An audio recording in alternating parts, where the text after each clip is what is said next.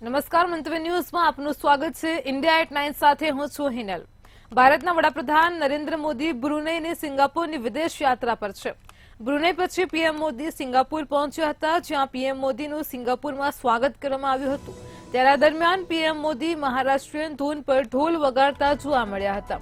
PM મોદીનો ઢોલ વગાડતો video social media ઉપર વાયરલ થયો હતો. તેમજ એક મહિલાએ વડાપ્રધાન મોદીને રાખડી પણ બાંધી હતી અને સેલ્ફી લેવા માટે લોકોએ પડાપડી કરી હતી.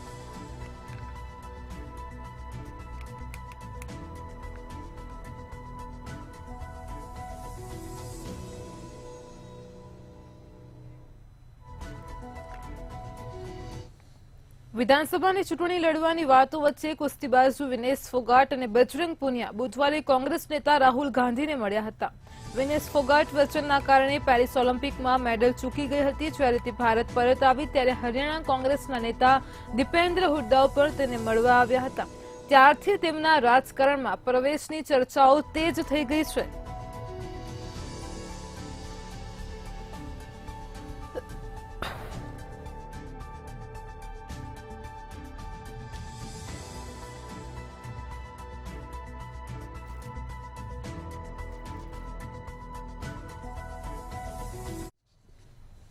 ઉત્તર પ્રદેશમાં બુલડોઝર ઉપર વાક યુદ્ધ છેડાયો છે, જેમાં યોગી અને અખિલેશ યાદવ આમને સામને આવ્યા છે. યોગીએ કહ્યું કે બુલડોઝર ચલાવવા માટે દિલ ને દિમાગ જોઈએ. તેમણે કહ્યું કે બુલડોઝર જેવી ક્ષમતા ધરાવનાર જ બુલડોઝર ચલાવી શકે છે.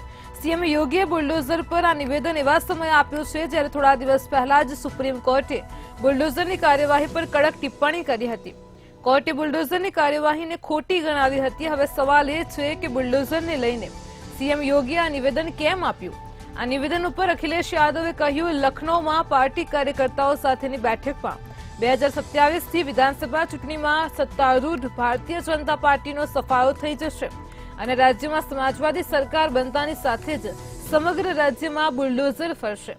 ગોરખપુર મુખ્યમંત્રી યોગી આદિત્યનાથના વતન તરફ રહેશે. જોકે થોડા દિવસ પહેલા જ સુપ્રીમ કોર્ટે બુલડોઝર પર આકરી ટિપ્પણી કરી હતી. સુપ્રીમ કોર્ટે રાજ્યમાં બુલડોઝરની કાર્યવાહી ઉપર નારાજગી વ્યક્ત કરી હતી. સાથે સુપ્રીમ કોર્ટે કહ્યું હતું કે રાજ્ય સજા તરીકે આરોપીના ઘરને તોડી શકે નહીં.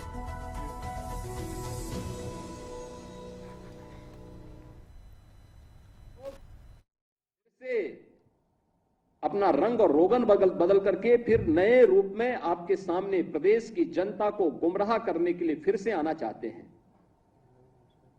बुलडोजर पे हर एक व्यक्ति के हाथ नहीं फिट हो सकते. इसके लिए दिल और दिमाग दोनों चाहिए. दिल और दिमाग दोनों चाहिए. बुलडोजर जैसी क्षमता और दृढ़ प्रतिज्ञा जिसमें हो वही बुलडोजर चला सकता है. दंगाइयों के सामने नाक रगड़ने वाले लोग बुलडोजर के सामने वैसे पस्त हो जाएंगे. और इसीलिए मैं आप सबसे कहना चाहता हूं कि प्रदेश सरकार ने जो प्रक्रिया अपनाई है पारदर्शी तरीके से, अपेक्षा भी हम यही रखते हैं. जनता से जुड़े हुए कोई भी कार्य कोई देर नहीं होनी चाहिए. ईज ऑफ लिविंग के लक्ष्य को प्राप्त करना, ईज ऑफ डूइंग बिजनेस जब हम लोग आए थे, यानी व्यवसाय की सुगमता जब हम लोग आए थे 17 में 14वें नंबर पर उत्तर प्रदेश था. आज हम अचीवर स्टेट हैं. 1 और 2 की लड़ाई में उत्तर प्रदेश आज आगे बढ़ रहा है, तेजी के साथ आगे बढ़ रहा है. हमने रिफॉर्म किए. जहां तक बुलडोजर का सवाल है, सोचो कैसा न्यायालय का बुलडोजर चला, क्या बुलडोजर नहीं चल सकता? जो लोग बुलडोजर लेकर के डराते थे, जगह जगह लोगों के घर गिराते थे, क्या मुख्यमंत्री आवास का नक्शा पास है? अगर नक्शा ही सवाल है तो सरकार ये बताए क्या मुख्यमंत्री आवास का नक्शा पास है? और कब पास हुआ था ये भी बता दें, कागज दिखा दें उसके. इसका मतलब यह हुआ कि आपने जानबूझ करके जिनसे आपको बदला लेना था, नीचा दिखाना था और अपनी सरकार की ताकत पर, अहंकार पर आपने जानबूझ करके बुलडोजर चलाए, जिसका परिणाम यह है कि हाई कोर्ट से लेकर के सुप्रीम कोर्ट ये कह सकता है कि बुलडोजर संवैधानिक नहीं है। જમ્મુ કાશ્મીરમાં વિધાનસભા ચૂંટણીઓ માટે તમામ પક્ષના નેતાઓ પૂરજોશમાં તૈયારીઓ કરી રહ્યા છે અને હવે પ્રચંડ પ્રચારની શરૂઆત પણ ટૂંક જ સમયમાં થવાની છે, જેમાં કોંગ્રેસના તમામ કદાવર નેતાઓ અને પૂર્વ પ્રમુખો પણ જોડાશે। 50+ લક્ષ્યાંક સુધી પહોંચવાનો પ્રયાસ કરાશે। તો આ વખતે જમ્મુ કાશ્મીરમાં વિધાનસભા ચૂંટણી માટે કોંગ્રેસનો સ્ટાર પ્રચાર બુધવારથી શરૂ થયો છે। પાર્ટીએ પ્રથમ તબક્કામાં વરિષ્ઠ વિપક્ષ અને પાર્ટીના નેતા રાહુલ ગાંધીને મેદાનમાં ઉતાર્યા છે। રાહુલ રાજ્યના બે ભૂતપૂર્વ પ્રમુખોના સમર્થનમાં અનંતનાગના સંગલદાન અને દુરુમાં રેલીઓ કરશે। પાર્ટીએ 40 સ્ટાર પ્રચારકોની યાદી જાહેર કરી છે। રાહુલ પહેલા સંગલદાન અને પછી દુરુમાં રેલીને સંબોધિત કરશે। પાર્ટીએ અત્યાર સુધીમાં 15 ઉમેદવારો જાહેર કર્યા છે। 2014ની વિધાનસભા ચૂંટણીની વાત કરીએ તો પીપલ્સ ડેમોક્રેટિક પાર્ટીના સૈયદ ફારૂક અહેમદ દુરુ બેઠક પરથી જીત્યા હતા, જ્યારે બનિહાલથી કોંગ્રેસના વિકાર રસુલ વાનીને સફળતા મળી હતી। ભાજપને પછાડવાના અથાગ પ્રયાસો તેમના દ્વારા કરવામાં આવશે।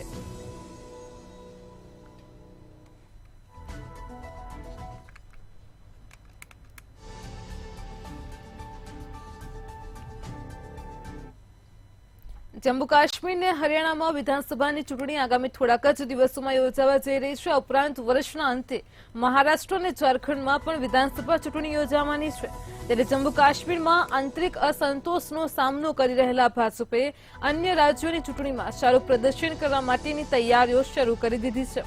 આ દરમિયાન ભાજપ મોટાભાગે યુવાનને અગાઉથી રાજકારણમાં ન જોડાયેલા હોય એવા ઉમેદવારોને ટિકિટ આપીને ખાસ વ્યૂહ નીતિ અપનાવી શકે છે। અગાઉ વડાપ્રધાન મોદીએ પણ સ્વતંત્રતા દિવસના તેમના સંબોધનમાં જાતિવાદ અને વંશીય રાજકારણ સમાપ્ત કરી નવા ચહેરાઓને રાજકારણમાં લાવવાની અપીલ કરી હતી।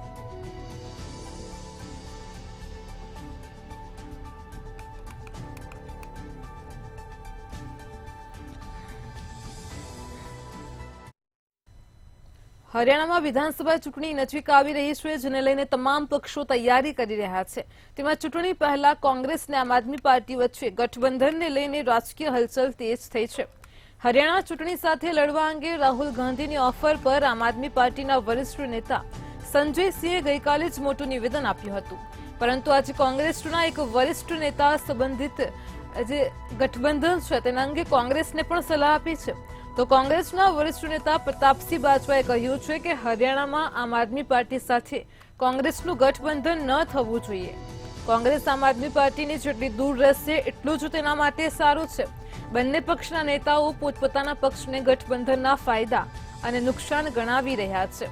તેવામાં એક મોટી સ્પષ્ટતા કરવામાં આવી છે કે નિર્ણય આખરે હાઈકમાન્ડ દ્વારા જ કરાશે।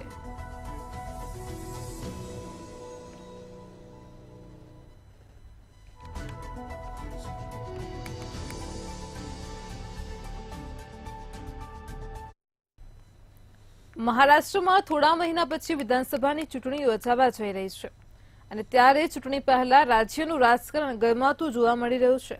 વિપક્ષ સતત શિંદે સરકાર પર આકરા પ્રહાર કરતું જોવા મળી રહ્યું છે, તેમજ એમવીએનું એમ પણ કહેવું છે કે મહાયુતિ ગઠબંધનમાં બધું બરાબર નથી।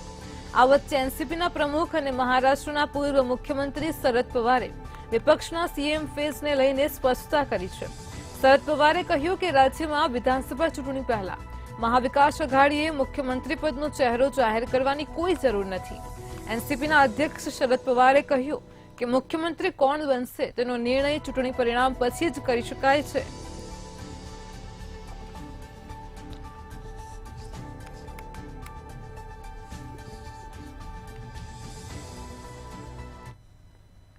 ઓમર અબ્દુલ્લાએ ગાંદરબલ વિધાનસભા બેઠક પરથી ઉમેદવારી નોંધાવી હતી। આ દરમિયાન તેમની સાથે ઉમર અબ્દુલ્લાનો પુત્ર પણ હાજર હતો, તે મોટી સંખ્યામાં તેમના સમર્થકો સાથે મિની સચિવાલય પહોંચ્યા હતા।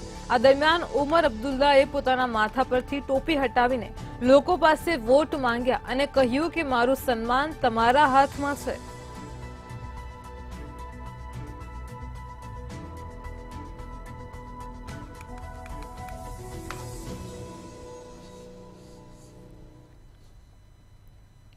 છેલ્લા ઘણા સમયથી ભાજપમાં અંદરોઅંદર વિખવાદ અને નેતાઓમાં નારાજગીના સૂર ઉઠી રહ્યા છે, ત્યારે રાજસ્થાનમાં ભાજપના કદાવર નેતા વસુંધરા રાજે પણ વિવાદમાં આવ્યા છે અને તેમને ભાજપના નેતૃત્વમાં કંઈ સારું નથી ચાલતું એવું વિવાદિત નિવેદન પણ આપ્યું છે.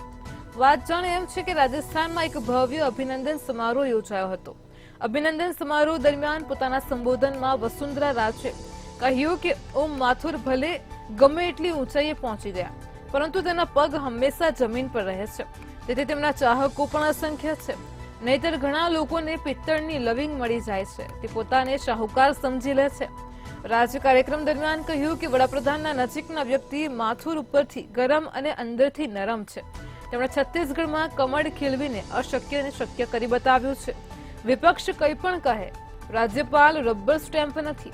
જેવો ઘોડે સવાર હશે, ઘોડો તેવો જ દોડશે, તેવું પણ કહ્યું હતું.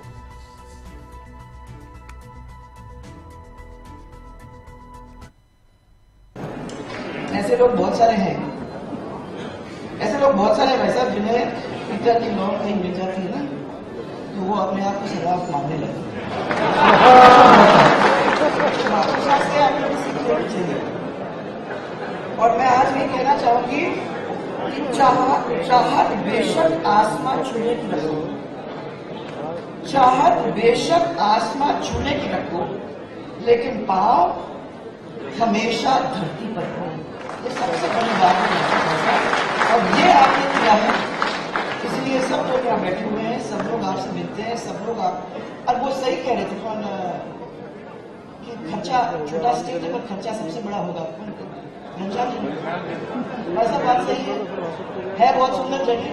ओम जी का घर खुला होगा ही, तो जो उस खुले घर के अंदर राजस्थान के लोग जाते ही रहेंगे। मुझे विश्वास है आप हमको जैसे यहाँ संभालती थी वहाँ संभालेंगे। કેન્દ્રીય માર્ગ પરિવહન અને રાજમાર્ગ મંત્રી નીતિન ગડકરીએ છત્રપતિ શિવાજીની પ્રતિમા મામલે પ્રતિક્રિયા આપી હતી. નીતિન ગડકરીએ કહ્યું કે પ્રતિમા બનાવવામાં સ્ટેનલેસ સ્ટીલનો ઉપયોગ કરવામાં આવ્યો હોત તો તે ક્યારેય પડી ન હોત. આ સંબોધન કેન્દ્રીય મંત્રી દિલ્હીમાં federation of Indian chambers of commerce and ઇન્ડસ્ટ્રીઝના એક કાર્યક્રમમાં આપ્યું હતું.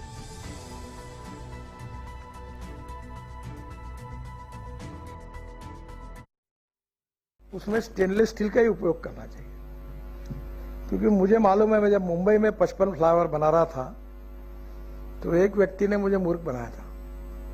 उसने एक पाउडर कोटिंग करके हरे रंग का लोहा देके बोला ये रस्ट नहीं लगेगा, और मैं विश्वास रखा, लगाया, रस्टिंग हुआ. तो अभी ऐसा है कि जहां 30 किलोमीटर समुद्र के बाजू में है वहां स्टेनलेस स्टील यूज किए बिना पर्याय नहीं है. अगर वो शिवाजी का पुतला अगर स्टेनलेस स्टील यूज होता तो 100% वो नहीं गिरता. દિલ્હી પોલીસે પૂજા ખેડકર કેસમાં દિલ્હી હાઈકોર્ટમાં નવો સ્ટેટસ રિપોર્ટ દાખલ કર્યો છે અને માહિતી આપી છે કે સસ્પેન્ડેડ ટ્રેનની આઈએસ પૂજા ખેડકરે 2 ડિસેબિલિટી સર્ટિફિકેટ જમા કરાવ્યા હતા. દિલ્હી પોલીસે આ સ્ટેટસ રિપોર્ટમાં કહ્યું છે કે અમે યુપીએસસી દ્વારા સબમિટ કરેલા દસ્તાવેજોની તપાસ કરી હતી, જેમાં એવું બહાર આવ્યું હતું કે પૂજા ખેડકરે સિવિલ સર્વિસ પરીક્ષા 2022 અને 2023 દરમિયાન 2 વિકલાંગતા પ્રમાણપત્રો સબમિટ કર્યા હતા, જે તેમના અનુસાર અહમદનગર મહારાષ્ટ્રની મેડિકલ ઓથોરિટી દ્વારા જારી કરવામાં આવ્યા હતા. પોલીસને અહમદનગર મેડિકલ ઓથોરિટી દ્વારા બંને પ્રમાણપત્રોની તપાસ કરવામાં આવી છે. ઓથોરિટીએ કહ્યું છે કે અમારા સિવિલ સર્જનના ઓફિસ રેકોર્ડ મુજબ ઓથોરિટી દ્વારા ડિસેબિલિટી સર્ટિફિકેટ જારી કરવામાં આવ્યા ન હતા. તેથી આ વિકલાંગતાનું પ્રમાણપત્ર છેતરપિંડીથી બનાવવામાં આવ્યું હોવાની શક્યતા છે.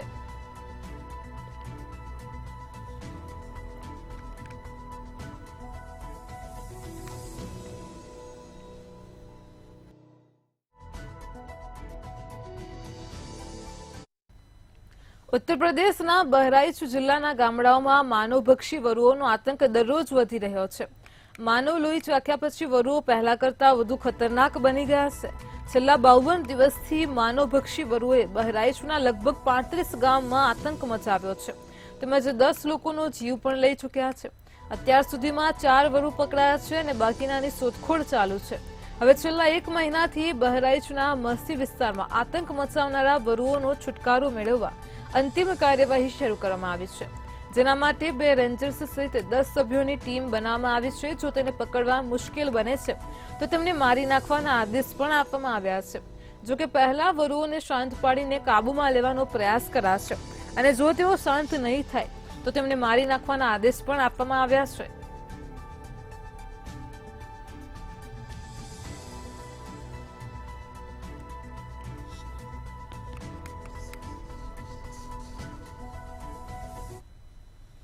ઉત્તરાખંડના ઉત્તરકાશીમાં ભારે વરસાદ વરસી રહ્યો છે, જેના કારણે ભૂસ્ખલન જેવી સ્થિતિનું નિર્માણ થવા પામ્યું છે. 21 વર્ષ બાદ ફરી એકવાર વરુણાવત પર્વતમાં ભૂસ્ખલન થયું છે. વરુણાવત પર્વત અસી અને વરુણા નદીઓ વચ્ચે આવેલો છે. તો વરુણાવત પર્વત પૌરાણિક મંદિર અને પંચકોશી વારુણી યાત્રા માટે પ્રખ્યાત છે. વર્ષ 2003માં અહીં વિનાશક ભૂસ્ખલન થયું હતું અને ત્યારબાદ અત્યારે સતત 3 કલાકના વરસાદને કારણે વરુણાવત પર્વત પર 45 મિનિટના સમયગાળામાં 5 ભૂસ્ખલન થયા. મસ્જિદ મોહલ્લા, જલ સંસાધન કોલોની અને ગોફિયાના વિસ્તારમાં પણ મોટા પ્રમાણમાં પથ્થરો અને કાટમાળ પડવાને કારણે ગભરાટ ફેલાઈ ગઈ હતી. લગભગ 50 પરિવારોએ તેમના ઘર છોડીને સલામત સ્થળોએ આશરો લીધો હતો. આપત્તિને લઈને જિલ્લા આપત્તિ વ્યવસ્થાપન અધિકારી દેવેન્દ્ર પટવાલ, અધિક જિલ્લા મેજિસ્ટ્રેટ રઝા અબ્બાસ, નાયબ જિલ્લા મેજિસ્ટ્રેટ બ્રિજેશ કુમાર તિવારી તાત્કાલિક જિલ્લા ડિઝાસ્ટર ઓપરેશન સેન્ટર પર પહોંચી ગયા હતા અને સમગ્ર પરિસ્થિતિનો તાગ મેળવ્યો હતો.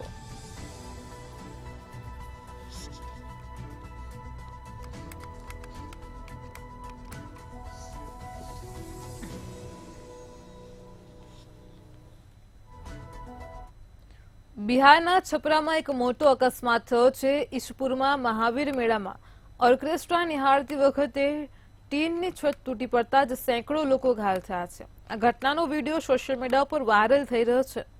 વિડીયોમાં જોઈ શકાય છે કે હજારો સ્થાનિક લોકો ડાન્સ જોવા માટે બાલ્કની, વૃક્ષો અને ઇમારતોની છત પર ચડી રહ્યા છે. કેટલાક લોકો સ્ટેજની આસપાસ ને રસ્તાના કિનારે ઉભા છે. લગભગ 100 લોકો ટીનની છત પર ઉભા રહીને ઓર્કેસ્ટ્રાની મજા માણી રહ્યા હતા. ત્યારે અચાનક ટીનની છત તૂટી પડતા તેની નીચે ઉભેલા ઘણા લોકો દટાઈ ગયા હતા.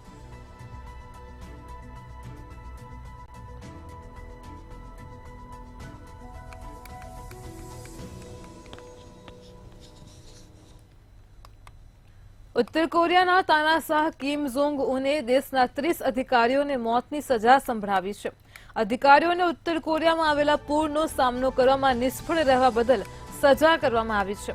તો જુલાઈમાં ઉત્તર કોરિયામાં ભારે વરસાદના કારણે ભૂસ્ખલન અને પૂર આવ્યું હતું. આ દરમિયાન લગભગ 1000 લોકોના મોત થયા હતા અને 4000 મકાનો ધરાશયી થયા હતા. જોકે કિમ જોંગે આંકડાઓને ફગાવી દીધા હતા. તેમણે પોતે પૂરગ્રસ્ત વિસ્તારોની મુલાકાત લીધી હતી. અધિકારીઓને મૃત્યુદંડની સજા સંભળાવવામાં આવી હતી. તેઓ ભ્રષ્ટાચાર અને ફરજમાં બેદરકારીના દોષી સાબિત થયા હતા. આપત્તિ દરમિયાન થયેલા નુકસાન અને મૃત્યુ માટે તેમને જવાબદાર ઠેરવવામાં આવ્યા છે.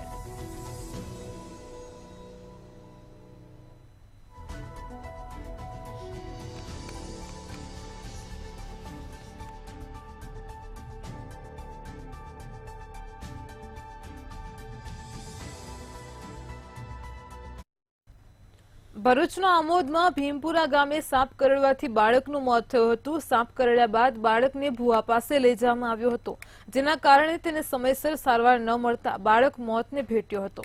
બાળકનું ઝેર ઉતારવા પિતા અને કાકાએ મળીને તાંત્રિક વિધિ કરાવી, જેમાં કાકા જ ભુવા હોવાનો ખુલાસો થયો. જોકે પોલીસે તેમના વિરુદ્ધ ગુનો નોંધીને આગળની તપાસ હાથ ધરી છે. બાળકના મૃતદેહને પોસ્ટમોર્ટમ માટે ખસેડવામાં આવ્યો છે.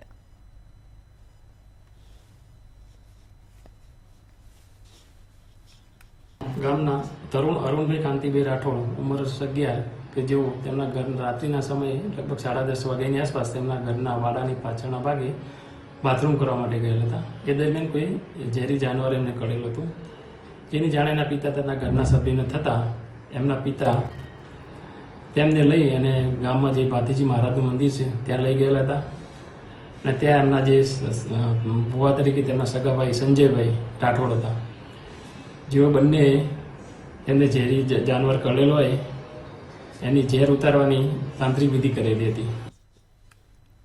મહેસાણા અર્બન બેંકની ચૂંટણીને લઈને મોટા સમાચાર સામે આવ્યા છે. આ ચૂંટણીમાં 17 બેઠકો માટે માત્ર 17 ઉમેદવારો જ મેદાનમાં ઉતર્યા હતા, જેના કારણે હવે બેંકની ચૂંટણી યોજવામાં નહીં આવે. તમામ બેઠકો બિનહરીફ વિજયી થઈ હતી. મલ્ટી સ્ટેટ કાયદા મુજબ પહેલી વખત જિલ્લા કલેક્ટરના અધ્યક્ષ પદે ચૂંટણી યોજાઈ હતી.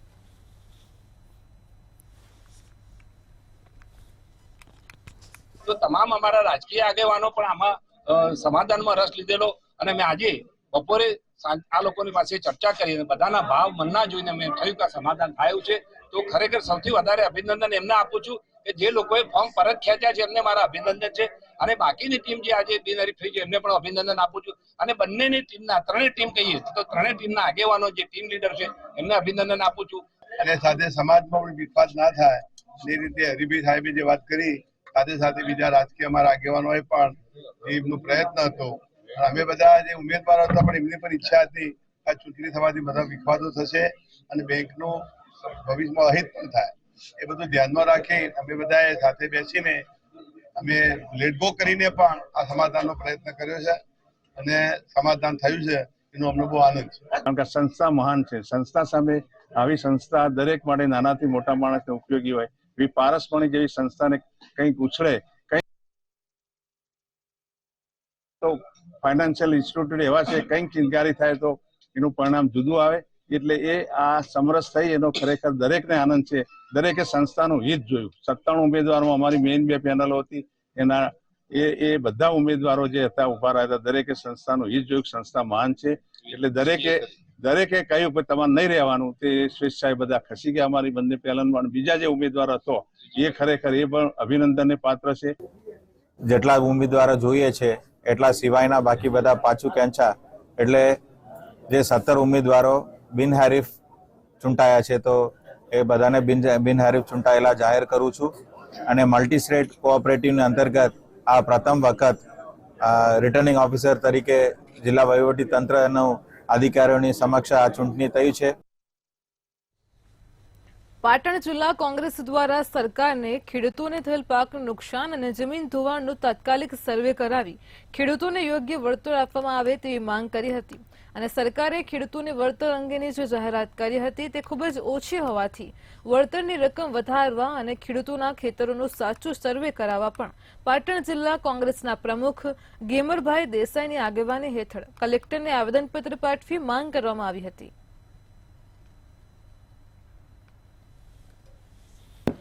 પાટણ જિલ્લાની અંદર અતિ ભારે વરસાદના કારણે અતિવૃષ્ટિના કારણે પાટણ જિલ્લાના ખેડૂતોને મોટું નુકસાન થયું છે. વ્યાપક નુકસાનના કારણે આજે પાટણ શહેર, પાટણ જિલ્લા, પાટણ તાલુકાના તમામ કોંગ્રેસના આગેવાનોએ અમે આજે કલેક્ટરશ્રીને આવેદનપત્ર આપ્યું છે કે ખેડૂતોને જે નુકસાન થયું એનો સાચો સર્વે થાય. સાબરકાંઠાના વડાલીમાં કુબાલ રોડ પાસે આવેલ શિરશંભુ મહાદેવ મંદિરમાંથી ચોર શિવલિંગની ચોરી ગયાની ઘટના સામે આવી છે.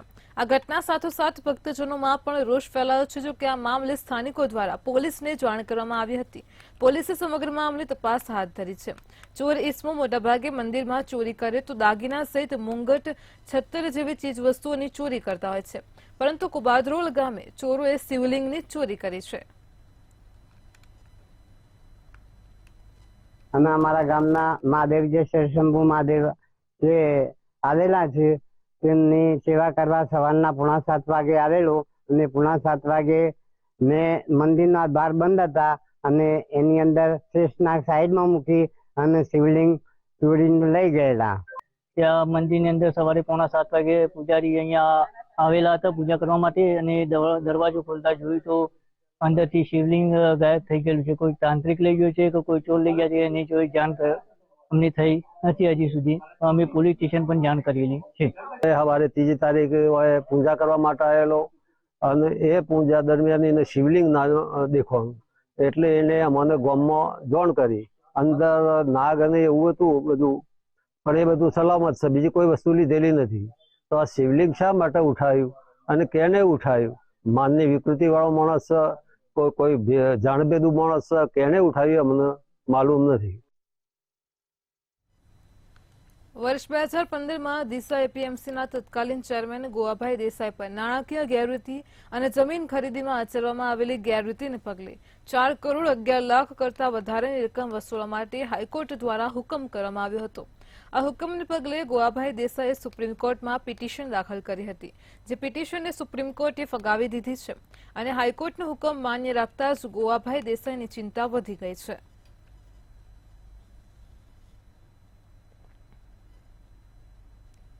અમુક માણસોને પેટમાં દુખે છે એટલે આ બધું ઊભું કરે છે, પણ અમારા ત્યાં માર્કેટની હજુ 44ની તપાસ હાલ ચાલુ છે, પડી છે. એ તપાસ થશે અને કોનું કૌભાંડ શું છે એ પણ બહાર આવશે. મારો તો દીવા જેવું છે, ચોખ્ખું બજાર છે. મને 1 વર્ષ થયું માર્કેટની અંદર. 1 વર્ષમાં 2,59,36,00,000 રૂપિયા આવક વધારે કરી ગયા વર્ષ કરતા. 2,36,00,000 45,00,000 રૂપિયા મહેકમ ખર્ચ ઓછું થયું. કર્મચારીઓનું ખર્ચ 45,00,000 ઓછું થયું. રાજ્યમાં શિક્ષણ ક્ષેત્રે શ્રેષ્ઠ કામગીરી કરનારા શિક્ષકોને ગુજરાત રાજ્ય સરકાર તરફથી દર વર્ષે પારિતોષિક એનાયત કરવામાં આવે છે, જે અંતર્ગત વર્ષ 2024-25 માટે એનાયત કરવાના શ્રેષ્ઠ શિક્ષક પારિતોષિક 2024ની યાદી જાહેર કરવામાં આવી છે, જેમાં બનાસકાંઠા જિલ્લામાંથી જિલ્લા કક્ષાએ 3 અને તાલુકા કક્ષાએ 22 શિક્ષકોની પસંદગી કરવામાં આવી છે, જેમને 5મી સપ્ટેમ્બર શિક્ષક દિન નિમિત્તે પાલનપુર ખાતે આયોજિત કાર્યક્રમમાં સન્માનિત કરાશે. શાળા પરિવાર દ્વારા બંને શિક્ષકોને તેમની સિદ્ધિ બદલ અભિનંદન સાથે શુભકામનાઓ પાઠવવામાં આવી છે. આ વર્ષે એટલે કે 2024ની સાલમાં જિલ્લા કક્ષાનું શ્રેષ્ઠ પારિતોષિક જે મને મળવા જઈ રહ્યો છે, તેના માટે હું માનનીય જિલ્લા શિક્ષણાધિકારી સાહેબશ્રી અને માનનીય જિલ્લા પ્રાથમિક શિક્ષણાધિકારી સાહેબશ્રીનો ખૂબ ખૂબ આભાર માનું છું. અને આ જે એવોર્ડ મને મળી રહ્યો છે એ મારા બાળકોને આભારી છે અને એ એવોર્ડ હું મારા બાળકોને અર્પણ કરું છું. વર્ષ 2024માં તાલુકાના શ્રેષ્ઠ શિક્ષકનો એવોર્ડ મને મળવા જઈ રહ્યો છે. એ બદલ હું હર્ષ અને ખુશીની લાગણી અનુભવી રહ્યો છું.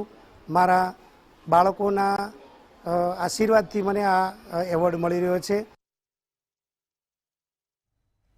હરિયાણામાં વિધાનસભાની ચૂંટણી માટે ભાજપે ઉમેદવારોની યાદી જાહેર કરી છે. સમાચાર સામે આવી રહ્યા છે. હરિયાણા વિધાનસભા માટે ભાજપની પ્રથમ યાદી જાહેર થઈ ચૂકી છે. સીએમ નાયબસિંહ સૈનીની સીટ બદલાઈ છે, તો કરનાલને બદલે કુરુક્ષેત્રની સીટ લડવા પરથી તેમને હવે ચૂંટણી લડાશે. તો સ્પીકર જ્ઞાનચંદ ગુપ્તા પંચકુલાથી ચૂંટણી લડશે. પૂર્વ સાંસદ સુનિતા દુગ્ગલ રતિયાથી ચૂંટણી લડશે. અનિલ વિજ અંબાલા કેન્ટથી ચૂંટણી લડશે. તો કુલદીપ બિશ્નોઈના પુત્ર ભવ્ય બિશ્નોઈ આદમપુરથી ચૂંટણી લડશે. તેજપાલ તંવર સોહનાથી ચૂંટણી લડશે. હરિયાણા વિધાનસભા માટે ભાજપે ઉમેદવારોની પહેલી યાદી જાહેર કરી છે. કેન્દ્રીય મંત્રી ઇન્દ્રજીતસિંહની પુત્રી આરતી રાવને અટેલીથી ટિકિટ અપાય છે. કંવરપાલ ગુર્જર જગદારીથી ચૂંટણી લડશે. તો હરિયાણા વિધાનસભા માટે ભાજપની પ્રથમ યાદી જાહેર થઈ છે. સમાચાર સામે આવી રહ્યા છે, જેમાં એક મંત્રીની ટિકિટ કપાઈ છે. સીએમ નાયબસિંહ સૈનીની સીટ બદલાઈ છે. તો કરનાલને બદલે કુરુક્ષેત્રથી સીટ પરથી તેઓ હવે ચૂંટણી લડશે.